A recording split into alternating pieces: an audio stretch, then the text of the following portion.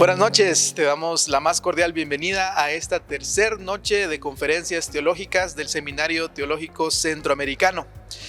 Como todas estas noches hemos sido expuestos a un tema muy interesante. La conferencia del día de hoy es acerca de la teología de la reconciliación de Miroslav Volf. Así que esperamos que sea un tema que sea interesante y también de mucha enseñanza para nosotros hoy. Quiero invitarte a que tomes un tiempo para orar por lo que va a venir a continuación. Así que ahí donde estás, cierra tus ojos y oremos. Señor, queremos darte gracias por el privilegio que nos das, Señor, de estar conectados para poder aprender un poco más acerca de este tema. Queremos orar, Señor, por los que están viendo esto en Facebook Live y pedirte, Señor, que su corazón esté listo, Señor, su mente está preparada para este tema tan importante, Señor, y tan interesante. Oramos, Señor, también por el doctor Corpeño, para que esta exposición sea de bendición para nuestras vidas. Lo pedimos todo en el nombre de Jesucristo. Amén. Bien, les dejo ahora con el doctor Gerardo Corpeño y esta tercera conferencia teológica.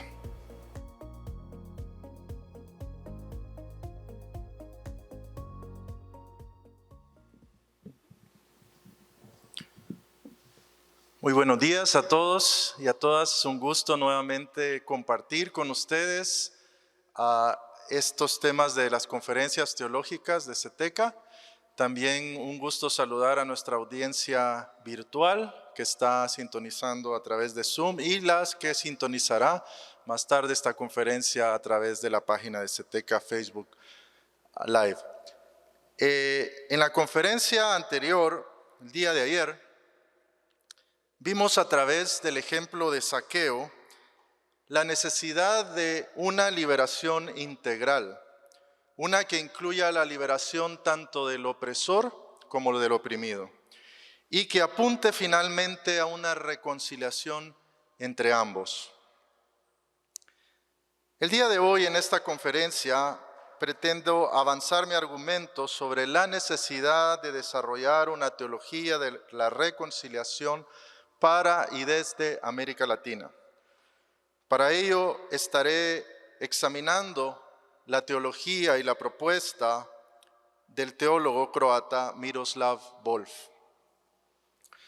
Volf ha escrito extensamente sobre la reconciliación, haciendo una contribución significativa al tema. También Volf ha hecho de la cruz su foco principal.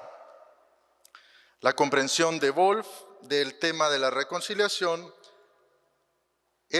nace de la lucha concreta en la ex Yugoslavia y su fuerte énfasis en el significado social de la reconciliación en medio de un contexto conflictivo.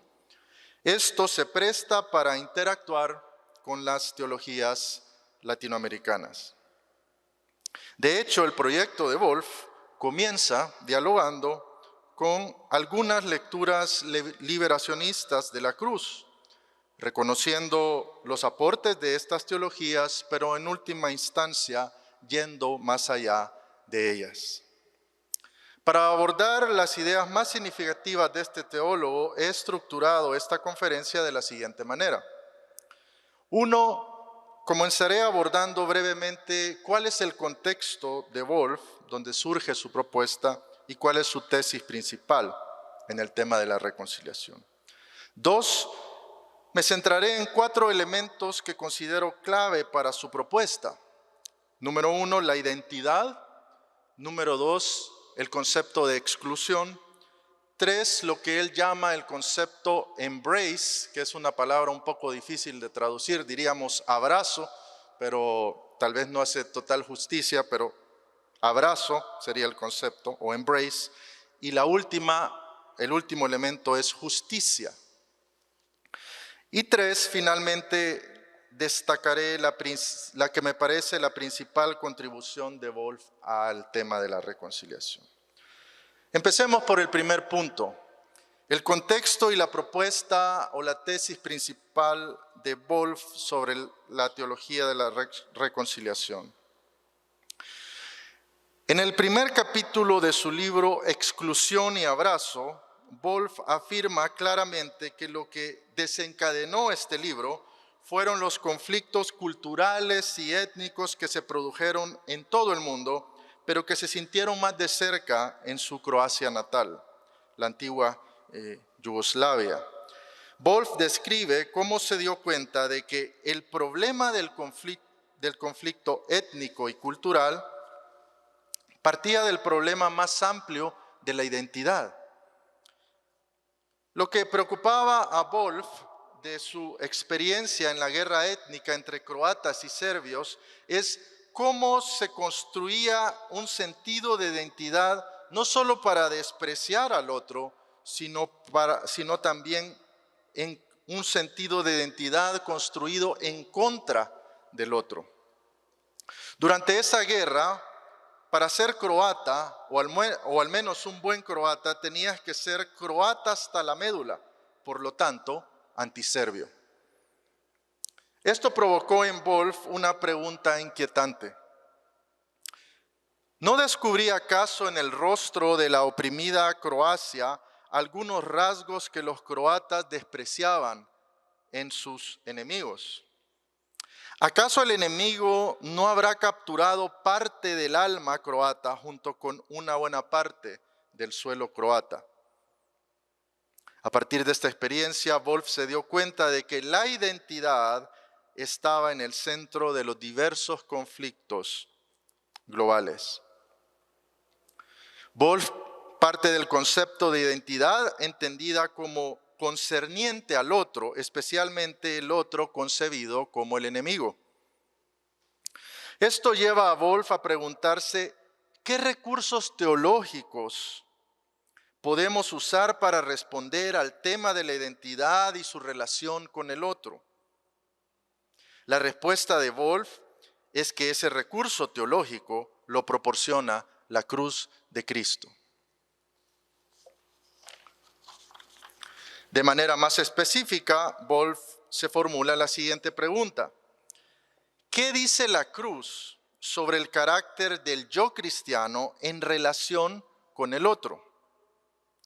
Tomando una pista de lo que Wolf considera un aspecto no explorado de la teología de su mentor, Jürgen Moltmann, Wolf se centra en la cruz como expiación para los perpetradores. Esto podría sorprendernos, especialmente a los que estamos familiarizados más con la teología política de Moltmann y su impulso liberacionista.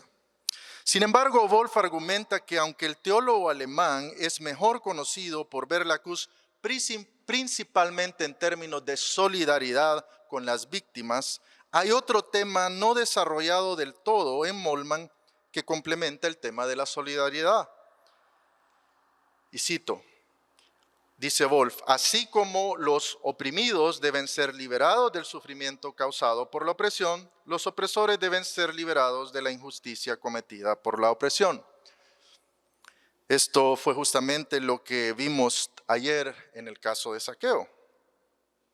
La teología de la reconciliación de Wolf, por tanto, puede concebirse como un complemento del enfoque liberacionista sobre la cruz como solidaridad con las víctimas.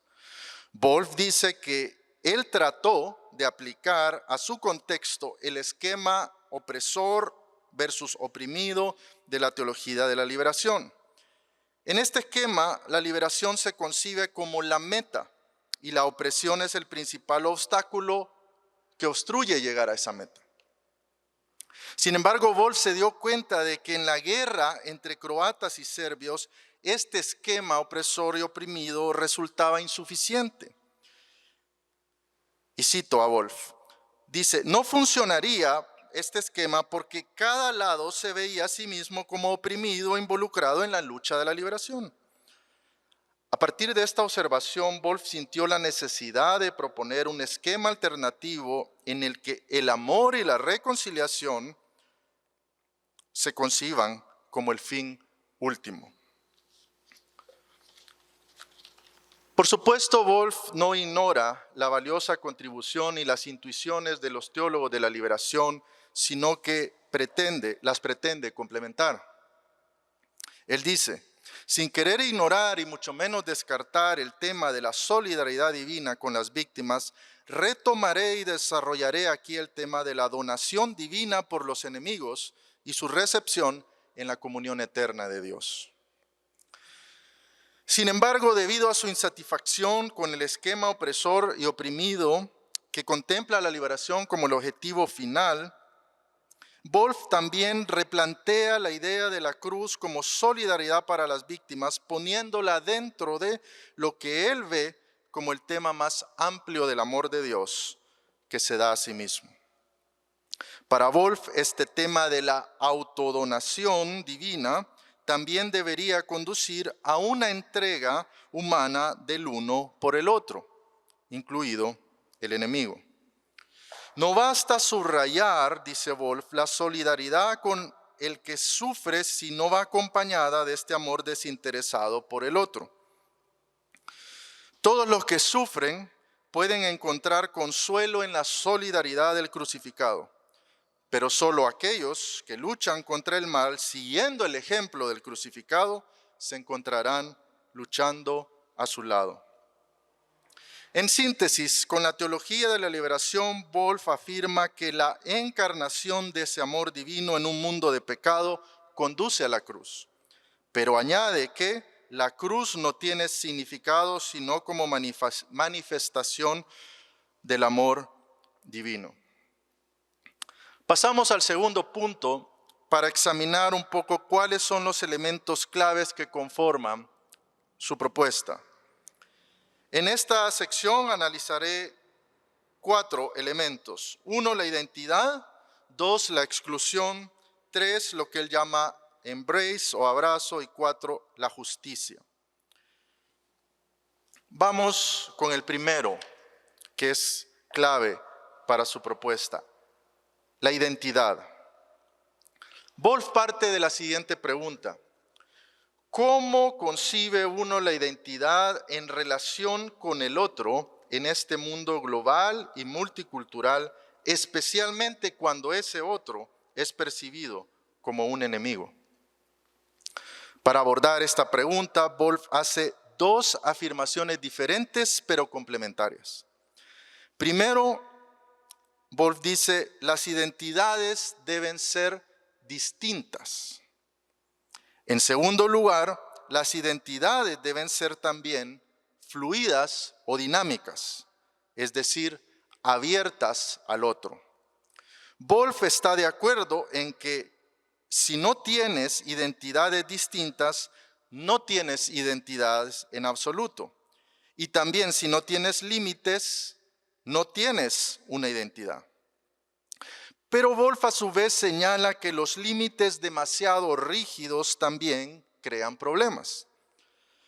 Cuando la identidad se concibe como una identidad pura y los límites son demasiado sólidos, pueden convertirse en la negación de la alteridad. Wolf aboga entonces por una concepción más abierta y dinámica de la identidad. Aquí, mi identidad no es simplemente lo que el otro no es, sino que abarca tanto lo que es distinto de mí como lo que me une a la otra persona.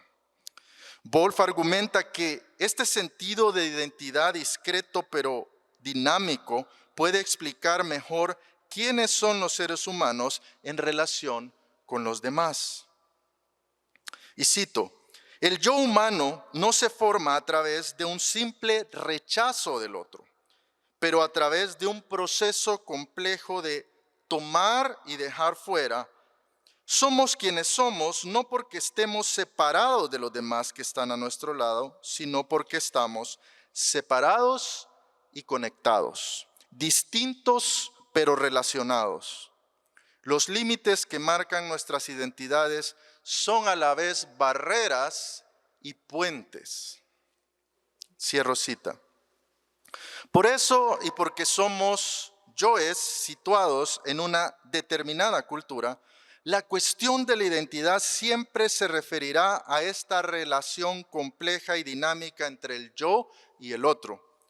Por lo tanto, la preocupación de Wolf es cómo debe formarse la identidad en nuestro mundo multicultural y diverso, sin perder nuestra distinción como individuos, pero a su vez sin excluir al otro. Según Wolf, los cristianos no estamos exentos de esta compleja relación en la formación de nuestra identidad. De hecho, los cristianos estamos sujetos a la tensión específica de pertenecer tanto a sus culturas particulares como al pueblo de Dios. Para los cristianos, la pregunta más apremiante, dirá Wolf, es: ¿cómo debemos vivir como comunidades cristianas hoy frente al nuevo tribalismo que está fracturando nuestras sociedades, separando pueblos y grupos culturales y fomentando conflictos viciosos? Para Wolf, la respuesta está en cultivar una relación adecuada entre la distancia de la cultura y la pertenencia a ella. Pero ¿cómo mantenemos esta tensión entre la distancia y la pertenencia? Para responder a esta pregunta, Wolf explora las relaciones entre identidad religiosa y cultural, examinando primero la llamada de Abraham y segundo, su apropiación cristiana, particularmente por el apóstol Pablo. Wolf ve en el llamado de Dios a Abraham el siguiente desafío: o Abraham pertenecía a su país y se quedaba ahí, a su cultura y su familia, y permanecía cómodamente, o, arriesgándolo todo, partía cortando los lazos que tan profundamente lo definían. Como en el llamado de Abraham, este acto de alejarse de la cultura de uno es intrínseco a la fe en el único Dios de Israel. Para Wolf, esto tiene una implicación importante para la identidad cristiana. En el núcleo mismo de la identidad cristiana se encuentra un cambio de lealtad que lo abarca todo. De una cultura, como en el caso de Abraham, devota a sus dioses, a una exclusiva devoción al Dios de todas las culturas. Una respuesta a una llamada de ese Dios implica el reordenamiento de todas nuestras red de lealtades. La partida es parte integral de la identidad cristiana. Para complementar su relato de Abraham como fundamental para la identidad cristiana, Wolf se centra en la apropiación del llamado de Abraham por parte de los cristianos. Wolf se basa particularmente en la forma en que Pablo interpreta el llamado de Abraham como teniendo su cumplimiento en Cristo y en la cruz. Para Pablo, Cristo es la simiente de Abraham y el fin de la genealogía como lugar privilegiado de acceso a Dios. La cruz, dice Wolf, es el fundamento de la comunidad cristiana. Esta es una comunidad diversa y multicultural, pero que está unida en torno a la cruz. Cristo, dice Wolf, une diferentes cuerpos en un solo cuerpo, no simplemente en virtud de la unicidad de su persona o de su visión, pero sobre todo a través de su sufrimiento. Estos diferentes cuerpos se unen en el cuerpo de Cristo, quien en la cruz se ha negado a permanecer como una singularidad encerrada en sí misma y se ha abierto para que otros puedan participar libremente de ella. Mediante el sacrificio de Jesús en la cruz, la enemistad entre judíos y gentiles fue rota y el muro que los separaba fue derribado. Efesios 2:14. Wolf agrega que esta comunidad creada por el amor sacrificial de Cristo en la cruz es una comunidad diversa y universal, conformada por un complejo grupo de cuerpos diferenciados: judíos, gentiles, hombres, mujeres, esclavos, libres. Todos ellos que han participado del sacrificio de Cristo. Dentro de esta comunidad, las diferencias culturales y étnicas no se borran, sino que se unen en torno a la cruz. En esta comunidad diversa y multicultural que es la iglesia, Wolf argumenta que ese salir o ese éxodo de su cultura que vemos en Abraham continúa en la iglesia, pero también se modifica. En su apropiación del llamado abrahámico, aunque los cristianos no pierden sus identidades culturales como judíos o gentiles, sus culturas y religiones deben ser desetnizadas para que la etnicidad pueda ser desacralizada. Por tanto, Wolf enfatiza que los cristianos deben distanciarse de su propia cultura, porque ahora le rinden su máxima lealtad a Dios.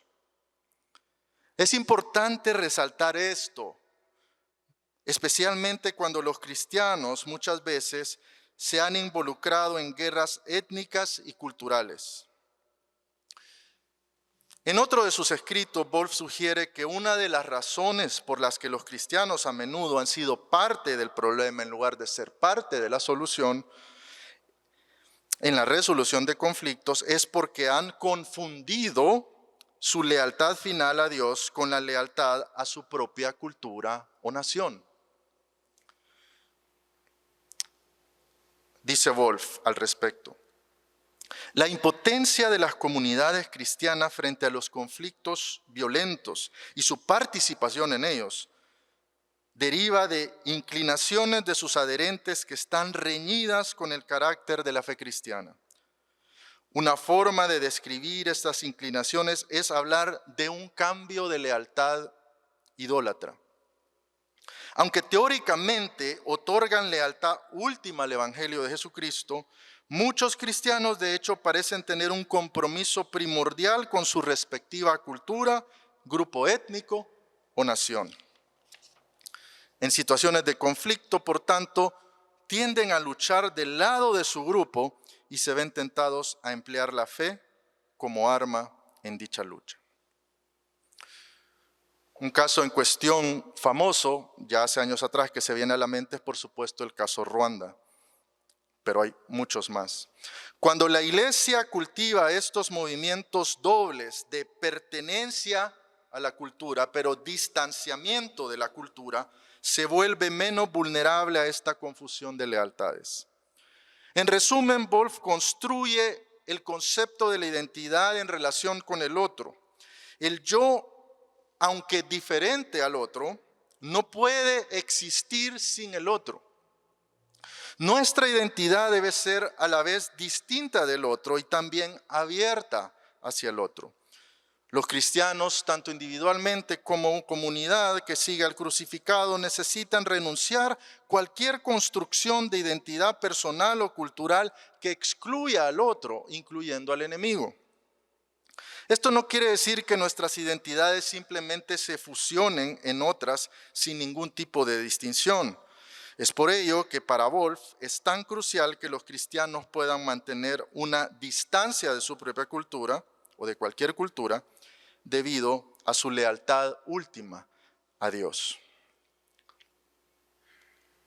Pasemos a hablar del segundo elemento clave de la propuesta de Wolf. El primero es identidad, el segundo es exclusión. El concepto de exclusión de Wolf se basa principalmente en su concepto de identidad. Si la identidad implica alteridad, de tal manera que nuestro yo no puede concebirse sin el otro, la exclusión, por otro lado, sería una comprensión y construcción inadecuada e incluso pecaminosa de mi identidad, como una identidad pura, sin el otro. Wolf señala tres formas diferentes de exclusión en nuestro mundo contemporáneo. La primera es la exclusión que él llama exclusión como eliminación. La segunda él llama exclusión como dominación. La tercera, exclusión como abandono. En cuanto a la primera, vemos las formas más brutales de la exclusión por eliminación en casos de genocidio o guerras como las recientes en Bosnia, Ruanda, Sudán, Myanmar y otras. Sin embargo, Wolf advierte que también existe un tipo más benigno de exclusión por eliminación, que es la exclusión por asimilación. Aquí el otro puede sobrevivir, incluso prosperar entre nosotros, si se vuelve como nosotros. Lo absorbemos, lo asimilamos. Segundo, la exclusión por dominación es cuando subyugamos a otros para explotarlos. Este tipo de exclusión nos aseguramos de que otros no puedan vivir en nuestros barrios, obtener cierto tipo de trabajos o recibir igual salario u honor. Los otros deben permanecer en el lugar que les corresponde.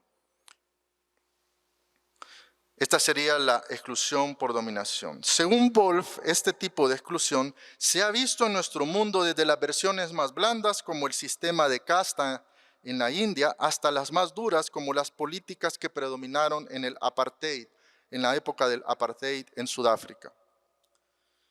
En tercer y último lugar, Wolf habla de la exclusión como abandono, que creo yo también podría llamarse exclusión como indiferencia. Aquí, como en la parábola del buen samaritano, simplemente cruzamos al otro lado de la calle, ignorando al otro. Wolf argumenta que este tipo de exclusión se está volviendo cada vez más frecuente, no solo en la forma en que los ricos del norte se relacionan con los pobres del resto del mundo, sino también en la forma en que los suburbios se relacionan con el interior de las ciudades. La lógica de exclusión aquí es la siguiente. Si otros no tienen los bienes que queremos ni pueden realizar los servicios que necesitamos, nos aseguramos de que estén a una distancia segura y nos cerramos a ellos. Estos son los tipos de exclusión de los cuales habla Wolf. Hablamos de la identidad. Vayamos al tercer componente de su propuesta, lo que él llama embrace o abrazo.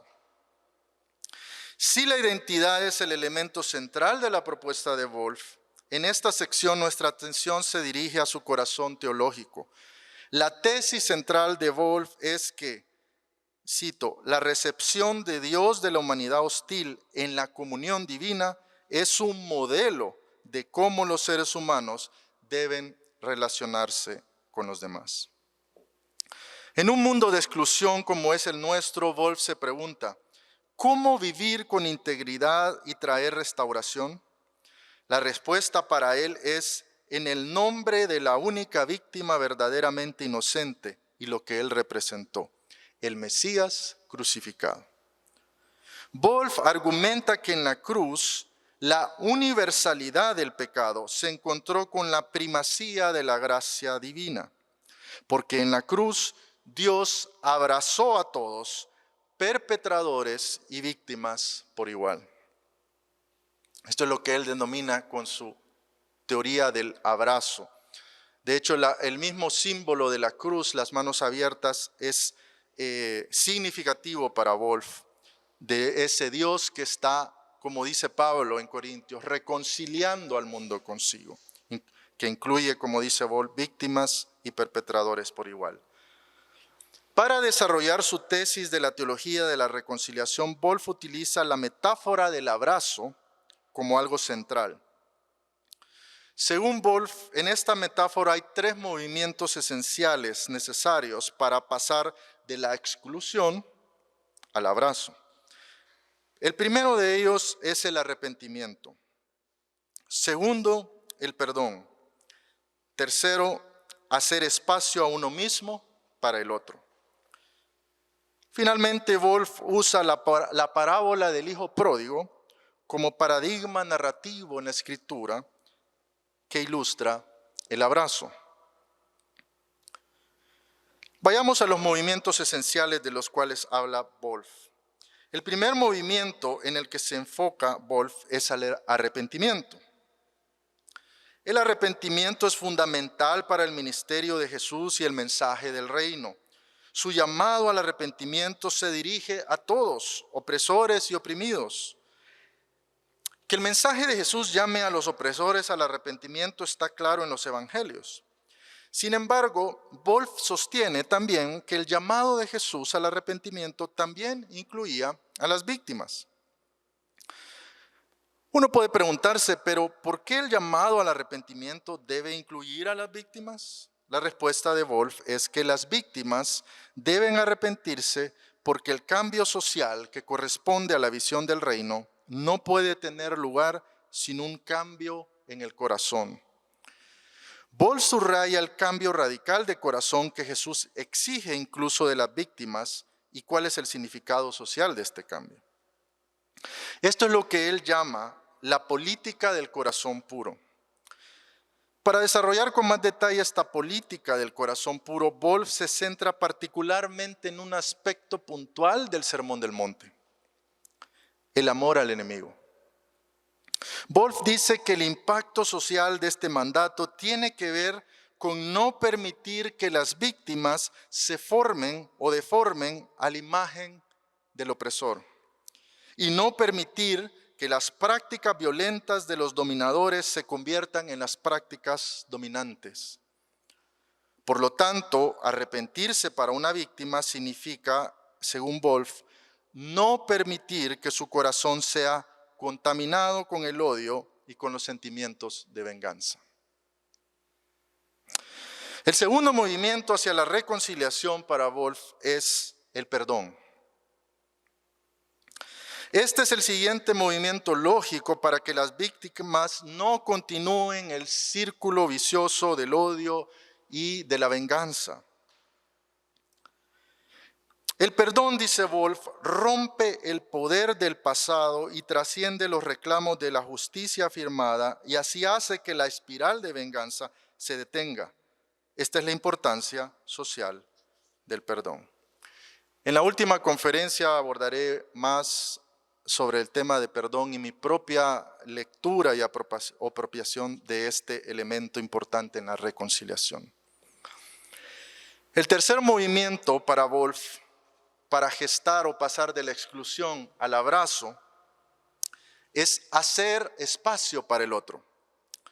Para Wolf, los modelos de este movimiento crucial son tanto la cruz como la Trinidad. La cruz para Wolf es más que el mero sufrimiento de una víctima inocente, porque esto no tiene valor redentor como tal. De hecho, esto sería más trágico, que redentor. Por eso Wolf sostiene que la cruz, más que ser solo el sufrimiento pasivo de una persona inocente, es la agonía de un alma torturada y un cuerpo destrozado, como oración al Padre por el perdón de los torturadores. Más allá de ofrecer el perdón, la cruz pretende restaurar, dice Wolf, la comunión entre antiguos enemigos. Primero, entre Dios y la humanidad, y segundo, y como consecuencia de ello, entre los seres humanos. Pero la teología del abrazo de Wolf no se basa únicamente en la cruz como modelo. Como habría de esperarse, como discípulo de Moltmann, también Wolf basará su teología del abrazo en la Trinidad. Wolf argumenta que la naturaleza misma del Dios Trino se refleja en la cruz de Cristo. A la inversa, la cruz de Cristo está grabada en el corazón del Dios Trino. En la estimación de Wolf, las dos dimensiones presentes en la cruz: uno, el amor abnegado que vence la enemistad humana, y dos, la creación de espacio en uno mismo para recibir al enemigo, también están presentes en la Trinidad. Wolf argumenta que de esta manera no solo la cruz, sino también la Trinidad se convierte en un modelo a imitar por los cristianos. Habiendo sido abrazados por Dios, debemos hacer espacio para otros, nosotros mismos, e invitarlos a entrar. Esto incluye a nuestros enemigos. Como dije anteriormente, Wolf ocupará la parábola del hijo pródigo como un modelo narrativo en la Escritura que encapsula su propuesta del abrazo. Voy a pasar al siguiente punto o elemento clave de su propuesta. Hemos visto hasta el momento tres. El primero es la identidad, que es central en su propuesta. El segundo es la exclusión del otro. El tercero es el que acabamos de ver, que es el abrazo, el poder pasar de la exclusión a la recepción, digamos, al abrazo para que haya reconciliación. Pero hay un cuarto elemento que también es importante, sin el cual no se puede gestar o terminar la reconciliación. El elemento es la justicia. Y en la conferencia del viernes daré también mi propia apropiación sobre este elemento central en mi propia propuesta. Pero vayamos a Wolf con este último elemento de justicia. Un tema adicional de su propuesta que es de suma importancia para mi proyecto es la justicia. Wolf reconoce que si queremos una verdadera reconciliación y una paz duradera, no podemos descuidar el llamado a la verdad y a la justicia. Sin embargo, él agrega que no debemos hacer una distinción tan clara o marcada entre perpetradores y víctimas. Wolf no está tan interesado en definir qué es la justicia como en señalar cómo podemos alcanzar la justicia en nuestro mundo plural y conflictivo. Él argumenta que la suposición tácita de que nuestra propia justicia es superior a la justicia de otras personas ha sido ya cuestionada en nuestro mundo global, pluricultural y diverso. En este mundo tenemos que enfrentarnos a un otro concreto que nos responde y nos interpela. Para ilustrar esto, Wolf usa el ejemplo del conflicto entre los Balcanes durante la década de los 90. Él comenta que los observadores del exterior estaban desconcertados, incapaces de construir una narrativa moral, incapaces de contar la historia de croatas, musulmanes y serbios como una historia de aciertos y errores manifiestos. La conclusión parecía convincente. La justicia es pisoteada a diestra y siniestra. Wolf rápidamente aclara que su propósito al resaltar el ejemplo de la guerra étnica en la ex Yugoslavia no es afirmar de que todos los protagonistas tienen la misma razón o que no hay una versión de la justicia que sea mejor que la otra, sino mostrar que cuando las distintas versiones de justicia chocan, la justicia de una persona se convierte en la injusticia de otra. Y el resultado de esto, dice él, es caos y la violencia. Pareciera ser que Wolf se estaba anticipando décadas al mundo que estamos viviendo hoy. Por lo tanto, para Wolf la pregunta más importante es: ¿cómo resolvemos el problema de estas justicias en choque o enfrentadas en nuestro mundo pluricultural? Wolf sugiere que el acuerdo sobre la justicia depende de la voluntad de abrazar al otro y que la justicia misma será injusta mientras no se convierta en un abrazo mutuo. Más concretamente, Wolf aboga por lo que él llama una doble visión para resolver el problema de las justicias en conflicto. Dado que ninguna cultura es neutral y existen puntos de vista opuestos sobre la justicia, un camino hacia la solución es ver las cosas desde la perspectiva del otro.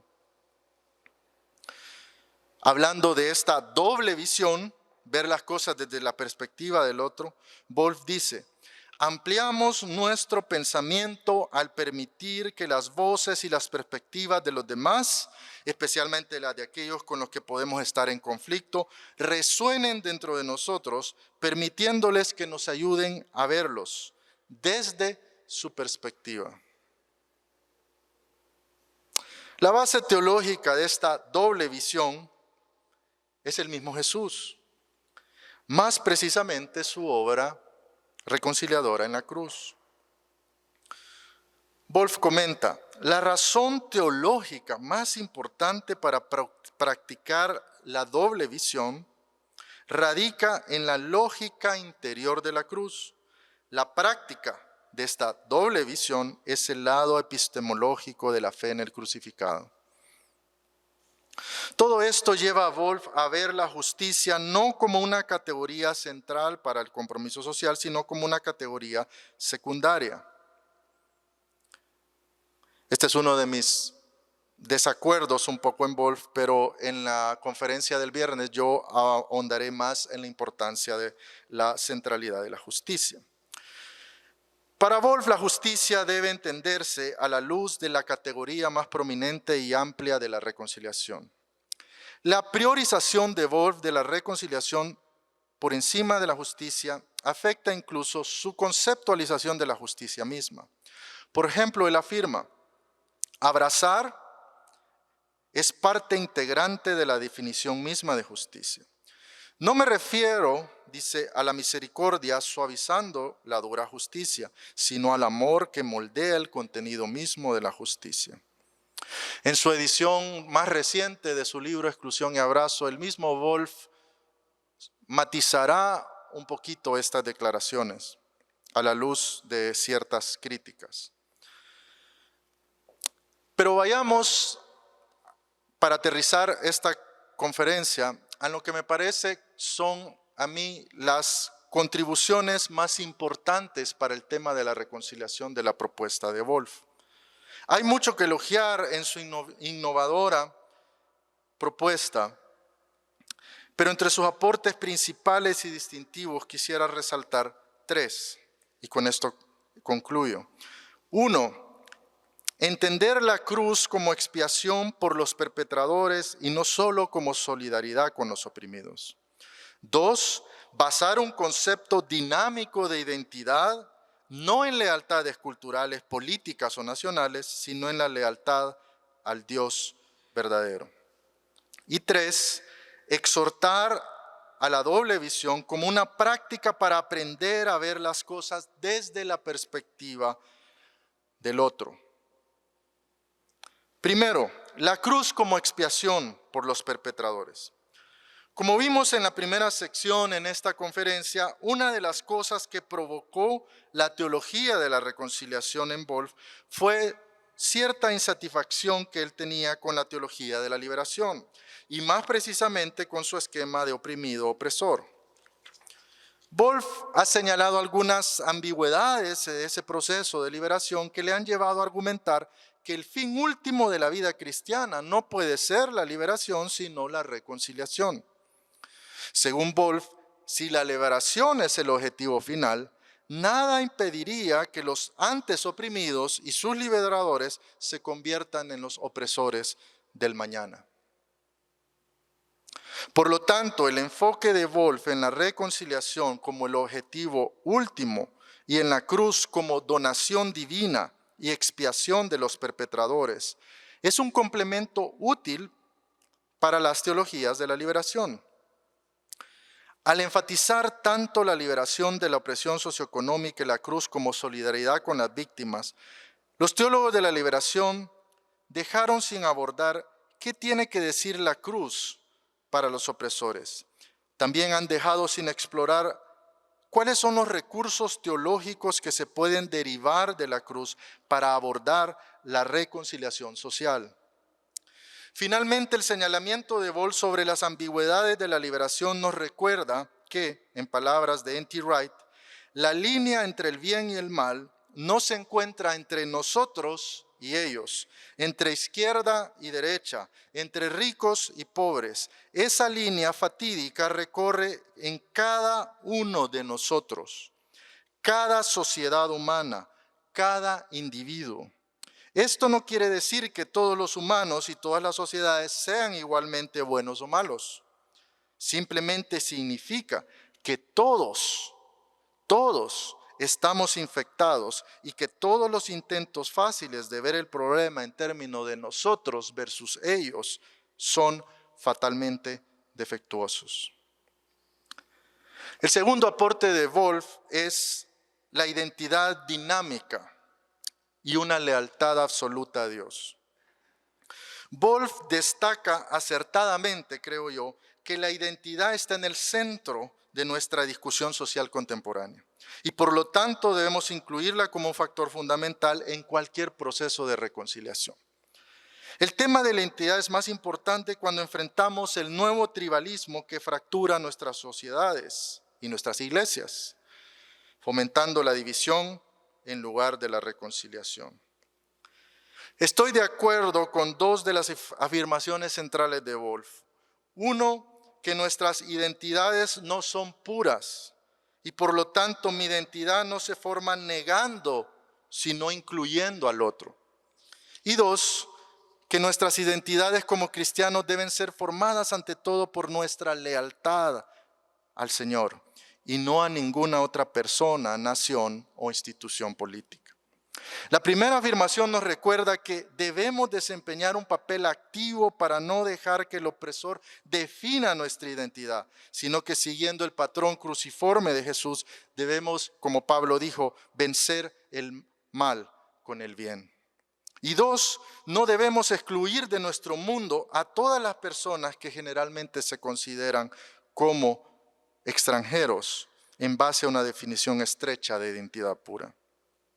La segunda afirmación de que nuestra identidad como cristianos debe basarse en nuestra lealtad a Jesús como el único Señor es un recordatorio oportuno de cuán fácilmente la iglesia puede cambiar su lealtad de Cristo a una nación, partido político o un líder. Como muestra correctamente Wolf, tal cambio de lealtad está peleado con el mandato bíblico de mostrar lealtad solo a Jesús y por lo tanto es de naturaleza idólatra. Cuando ocurre este cambio idólatra de lealtad, en lugar de ser agente de reconciliación, la iglesia se convierte en participante de la división. Y por último, el último aporte de Wolf para la reconciliación es lo que él llama esta visión doble o esta visión desde la perspectiva del otro, incluyendo el enemigo. La práctica de aprender a ver las cosas desde la perspectiva del otro, esta práctica se necesita con urgencia en nuestro mundo polarizado. La iglesia necesita comenzar por confesar su complicidad en situaciones divisivas. Una complicidad que ha surgido en parte al suplantar su lealtad a Cristo con la de otros señores y salvadores. ¿Qué significa para un cristiano de cualquier punto del espectro político practicar esta doble visión y aprender a ver las cosas desde la perspectiva de su rival? El problema no es tanto que no estemos de acuerdo en cuestiones culturales o políticas, sino que en muchos casos hemos antepuesto las convicciones políticas o culturales por encima de nuestra lealtad a Cristo. Necesitamos escuchar las voces del otro. Necesitamos ponernos en sus zapatos también. Esta doble visión que llaman Wolf. Conclusión. En esta conferencia he presentado la teología de la reconciliación de Wolf. Wolf insiste en que cualquier reflexión cristiana sobre temas sociales debe estar enraizada en el amor sacrificial de la Trinidad manifestado en la cruz de Cristo. Hasta ahora en América Latina las implicaciones sociales de la cruz se han centrado principalmente en ver la cruz como la solidaridad de Dios con las víctimas o los oprimidos, lo cual es correcto, pero aún con lo importante que es este aspecto, las implicaciones sociales de la cruz para la reconciliación se han pasado muchas veces por alto. Es por ello que la propuesta de Wolf nos ayuda a avanzar la agenda cristológica en América Latina al ver la cruz no solamente como el lugar donde Dios logra liberación, sino también como el lugar donde logra la reconciliación, tanto entre Él con la humanidad como entre los seres humanos. El día de mañana empezaré a abordar lo que es mi propia propuesta en dos partes, lo que yo he llamado una comunidad de reconciliación, a la luz y en diálogo con Wolf y con otros autores. Que el Señor les bendiga, tengan buen día.